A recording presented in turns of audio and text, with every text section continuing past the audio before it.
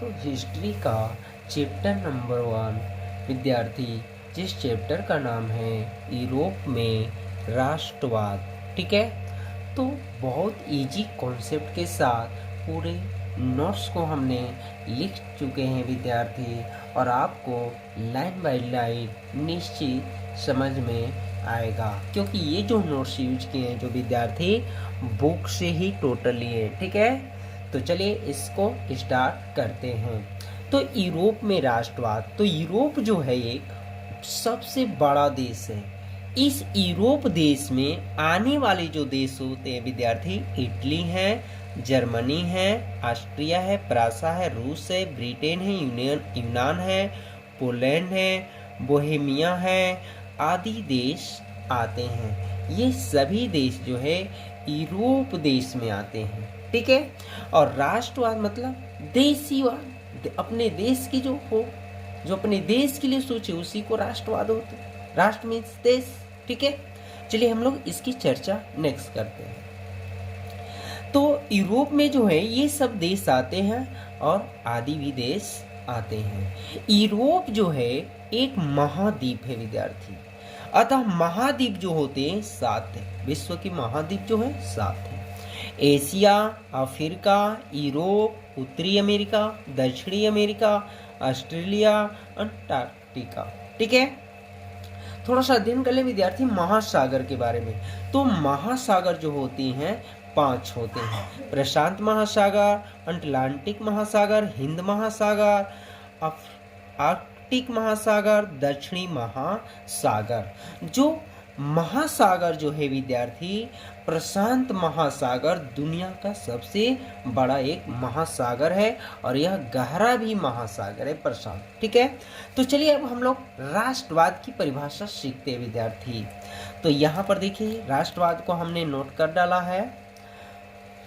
राष्ट्रवाद राष्ट्र के प्रति यानी देश के प्रति प्रेम की भावना को राष्ट्रवाद कहते हैं। यानी जिस व्यक्ति में, जिस महापुरुषों में देश के प्रति प्रेम की भावना जागरूक हो, उसी को राष्ट्रवाद कहते हैं। ठीक है, या राष्ट्रवाद एक ऐसी भावना है जो किसी भौगोलिक, सांस्कृतिक या सामाजिक परिवेश में रहने वाले लोगों को राष्ट्रवाद कहते हैं। ठीक है, यानी जो समाज की एकता हो, जिनमें देश की एकता हो, राष्ट्रवाद।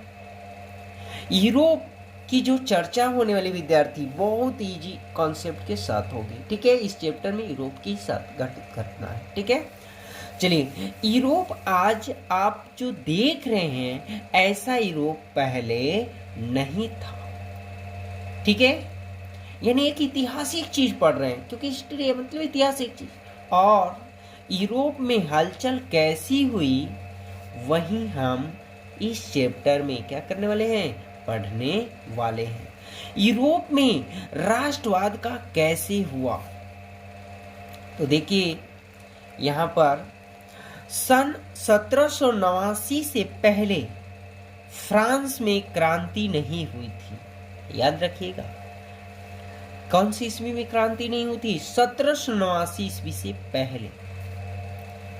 1789 ईस्वी से पहले फ्रांस में क्रांति नहीं हुई थी, परंतु 1789 ईस्वी के बाद देखा जाए, इससे पहले फ्रांस पर केवल राजाओं का शासन था। जो 1789 ईस्वी से पहले जो फ्रांस में क्रांति नहीं हुई थी, उसके पहले जो थे फ्रांस पर केवल राजाओं का शासन था। राजा का बेटा राजा बनता था, इस तरह से राजाओं का शासन चलता था। ठीक है, जनता के पास कोई पावर शक्ति नहीं थी, जैसा रहता था वैसा ही करना पड़ता था, यानी उनके नियम के अनुसार चलना था, विरोध नहीं। फ्रांस की क्रांति के समय जो राजा थे वो लुई 16वां थे। जब फ्रांस में क्रांति आने की धड़ हो गई तो उस समय जो राजा थे फ्रांस के, लुई 16वां थे, जो एक निरंकुशवादी शासक था। लुई 16वां ने पूरे फ्रांस की जनता को 3 वर्गों में बांट दिया। एक कुलीन वर्ग, दूसरे पादरी वर्ग और तीसरी आम जनता। लुई 16वां को कहना था कि कुलीन वर्ग और पादरी वर्ग टैक्स नहीं देगा। होता क्या है, क्योंकि जो कुलीन वर्ग के थे वो राजाओं का सैनिक थे और अमीर थे, इसलिए वो टैक्स नहीं देगा। और जो पादरी वर्ग के थे वे चर्च में पूजा कर रहे थे, उनसे टैक्स लेना पाप है। ऐसा कौन बोल रहे थे? सब लुई 16वां। इसलिए पादरी टैक्स नहीं देगा। अब बची आम जनता। तो आम जनता था जिसमें गरीब मजदूर किसान आते थे आम जनता में, उनसे टैक्स लिया जाता था। जब लुई 16वां के पास पैसे की कमी हो जाती थी तब आम जनता से और भी ज्यादा टैक्स लेता था, यानी आम जनता को टैक्स देना पड़ता था, जिससे फ्रांस की पूरी जनता परेशान हो चुकी थी लुई 16वां से, और जनता के मन में राष्ट्रवाद की भावना उत्पन्न हो चुकी, यानी एकता होगी, देश के लिए एकता होगी जनता, वही तो राष्ट्रवाद। अभी परिभाषा हम लोग सुने विद्यार्थी। लुई 16वां से परेशान होकर जनता ने 1789 ईस्वी में फ्रांसीसी क्रांति शुरू कर दी, क्योंकि इससे पहले कोई क्रांति नहीं हुई थी। राजा जो बनता था उस राजा का बेटा बनता था, लेकिन 1789 ईस्वी में फ्रांसीसी क्रांति शुरू कर दी। जब फ्रांस की क्रांति हुई तो लुई 16वां को हार मानना पड़ा और फ्रांस की जनता की जीत हुई। अब फ्रांसीसी क्रांति के बाद फ्रांस में कुछ बदलाव आए, जैसे कि पहला जो पावर राजाओं के पास था वह जनता के पास हो गई। दूसरा, यह देश हमारा है और इस देश के नागरिक कौन है? हम हैं, आम जनता है। तीसरा स्टेप, राजाओं के वक्त एक स्टेट जनरल हुआ करता था। जिस समय क्रांति नहीं हुई थी उस समय राजाओं का एक स्टेट जनरल हुआ करता, जहां राजा लोग सिर्फ सुनता था। अब वह स्टेट जनरल नाम को बदलकर नेशनल असेंबली रखा गया, जहां जनता जो बोलेगी वहां करना पड़ेगा वह। ठीक है। चौथा जो थी जनता लोग का स्टेप, फ्रांस के लिए 3 रंग का झंडा बनाया गया, जो फ्रेंच की राष्ट्रीय भाषा घोषित किया गया। तो फ्रांस में कितने रंग का झंडा बनाया गया? 3, और फ्रेंच को ही भाषा में राष्ट्रीय घोषित किया गया। ठीक है। और नया राष्ट्रीय गान बनाया गया, जिसमें कस्में वादे खाए गए अपने देश के नाम पर। अब एक फ्रांसीसी क्रांति के कारण लोगों को आजादी मिल चुका था, परंतु मन में जो चाहे वो कर रहे थे, क्योंकि कोई राजा नहीं था, क्योंकि वह राजा हार चुका था। जनता सोच रही थी कि अब देश को कौन चलाएगा, क्योंकि सब अपनी मनमानी से चल रहे थे। इस बात को लेकर सब आपस में लड़ मर रहे थे। पूरे फ्रांस में आग जल रहा था। सब लोग समझे पूरे फ्रांस में आग में जल रहे थे। तभी उस समय फ्रांस में एक हीरो की एंट्री होती है, समझिए, जिसका हीरो का नाम है नेपोलियन बोनापार्ट। क्या नाम है? Napoleon Bonaparte. इसके पहले कौन राजा थे? लुई 16। ठीक है, ये ध्यान रखना। जिसका जन्म 15 अगस्त 1769 ईस्वी में हुआ था, और यह फ्रांसीसी क्रांति में सेनापति के रूप में काम कर रहा था। यह फ्रांसीसी क्रांति में किसका काम कर रहा था? सेनापति का। कौन से ईस्वी में? इनका जन्म हुआ था 15 अगस्त 1769 ईस्वी में।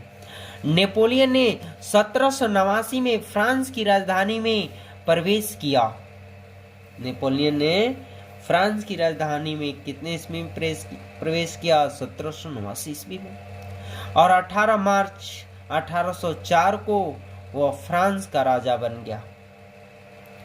राजा बनने के बाद नेपोलियन बोनापार्ट ने फ्रांस के अंदर ऐसे बदलाव किए कि पूरे यूरोप में फ्रांस अलग ही दबदबा हो गया था।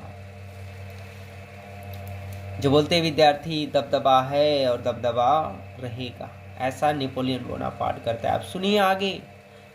नेपोलियन ने एक अपना कानून बनाया जिसे नेपोलियन संहिता के नाम से भी जाना जाता है।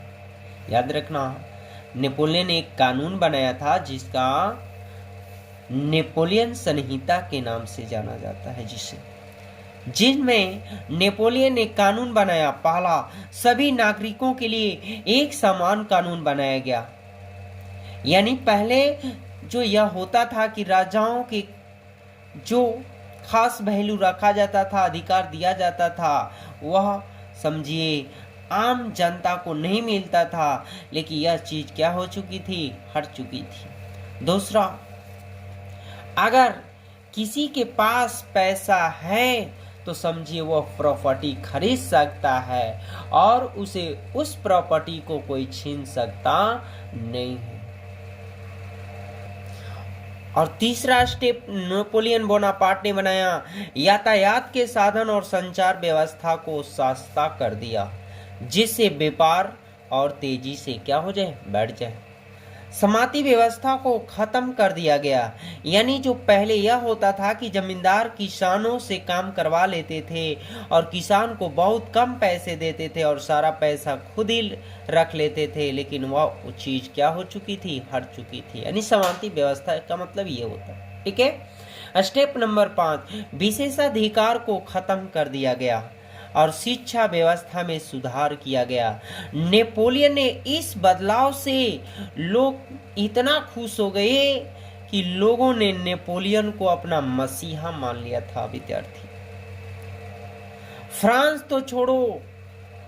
तो छोड़ो विद्यार्थी, फ्रांस के आसपास जितने भी देश थे वे नेपोलियन का स्वागत कर रहे थे, क्योंकि उनको लग रहा था कि नेपोलियन ही हमें राजाओं के सिस्टम से आजाद कर सकता है। परंतु ध्यान दें, ऐसा इसलिए किया था क्योंकि नेपोलियन समझिए जहां भी जा रहा था वहां से राजाओं का सिस्टम खत्म हो जा रहा था। ऐसा उनके पास पावर आ चुका था। लेकिन उन्होंने क्या पता था सभी को कि नेपोलियन ही अपना हीरो समझ के फिर दूसरे एंट्री कर सकते हैं, यानी गुंडा बन सकता है। यानी देखो यार, दुनिया में हर इंसान परफेक्ट नहीं हो सकता है। नेपोलियन के अंदर भी कुछ खामियां थी जो तुम कह सकते हो कि नेपोलियन सन की इंसान था या आम लोगों के लिए मसीहा कुछ टाइमों के लिए बना था। परंतु उनके खिलाफ जो बोलता था उसे कुछ समझो उसके दिक्कत होने वाला नहीं था। नेपोलियन के अंदर ऐसी समझिए पावर आ चुकी थी। परंतु विद्यार्थी, नेपोलियन की जो खामियां थी अंदर वो हम लोग समझे। राजनीतिक आजादी ना करके बराबर थी, कोई नेपोलियन के खिलाफ कुछ बोल नहीं सकता था। दूसरा, नेपोलियन ने टैक्स को बढ़ा दिया और जबरदस्ती भर्ती कर रहा था, समझिए आर्मी में। किस में भर्ती कर रहा था, आर्मी में। ठीक है, ये ध्यान देना, क्योंकि नेपोलियन जो टैक्स को बढ़ा दिया और नेपोलियन ने सोच लिया था कि अपने देश को विकसित करके रहेंगे। अपने देश को क्या करके रहेंगे, विकसित। और नेपोलियन ने क्या करता है कि टैक्स बढ़ाने के बाद कुछ आम जनता लोगों को आर्मी में जबरदस्ती भर्ती करा रहा था। ठीक है, होता क्या है, जब ऐसा करने लगा समझे नेपोलियन बोनापार्ट, तो विद्यार्थी नेपोलियन ने पूरे यूरोप को आजाद करवाना चाहता था। लेकिन ऐसे हो चुकी थी नेपोलियन पूरे फ्रांस के लिए कि समझिए एक लीडर बन चुका था और नेपोलियन ने ऐसा कुछ ज़्यादा पावर में आ गया था कि वो सोच रहा था कि अब पूरे देश को मैं आज़ाद कर दूंगा। लेकिन होता क्या है, एक दिन कुछ समय बाद 18 जून 1815 को वाटरलू का युद्ध लड़ गया, जो नेपोलियन का अंतिम युद्ध था। एक तरफ फ्रांस था तो दूसरी तरफ रूस, ब्रिटेन, प्रूसिया और ऑस्ट्रिया और हंगरी की सेना थी। ये युद्ध नेपोलियन हार जाता है और नेपोलियन को कैदी बनाकर, समझिए जब उसमें युद्ध में हार जाते हैं जब नेपोलियन बोनापार्ट, तो उन्हें कैदी बनाकर सेंट हेलेन नाम के एक टापू पर भेज दिया गया उनको, और 52 वर्षों की आयु में 1821 में नेपोलियन की मृत्यु हो गई। तो विद्यार्थी, यहाँ तक अभी स्टोरी को हमने सुना डाला है। नेक्स्ट आगे